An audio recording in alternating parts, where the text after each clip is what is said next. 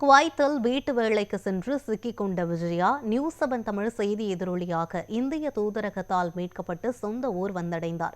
திருவண்ணாமலை மாவட்டம் செங்கம் அருகே உள்ள PL தண்டா கிராமத்தை சேர்ந்த விஜயா குடும்ப வறுமையால் குவைத்திற்கு வேலைக்காக சென்றார். இந்த நிலையில் உடல்நலக்குறைவால் பாதிக்கப்பட்டிருந்த அவரது கணவர் அழகேசன் கடந்த 15ஆம் தேதி உயிரிழந்தார்.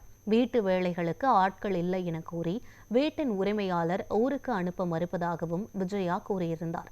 சொந்த ஊர் திரும்பவும் கணவரின் இறுதி சடங்கில் பங்கேற்கவும் நடவடிக்கை எடுக்க வேண்டுமென மத்திய மாநில அரசுகளுக்கு நியூஸ் 7 தமிழ் வாயிலாக கோரிக்கை விடுத்தார். இந்த நிலையில் இந்திய தூதரகத்தின் நடவடிக்கையால் விஜயா சொந்த ஊர் வந்தடைந்தார். நியூஸ் 7 தமிழ், இந்திய தூதரகம், வெளிநாடு வாழ் தமிழர் நல அறக்கட்டளை உள்ளிட்ட அனைவருக்கும் விஜயா கண்ணீர் மல்க நன்றியை தெரிவித்துக் கொண்டார். நியூஸ் சேனல் உங்களுக்கு நன்றி. நான் கஷ்டப்பட்டதுக்கு நீங்க எல்லாம் உதவி பண்ணதுக்கு ரொம்ப ரொம்ப நன்றி. ரொம்ப தேங்க்ஸு.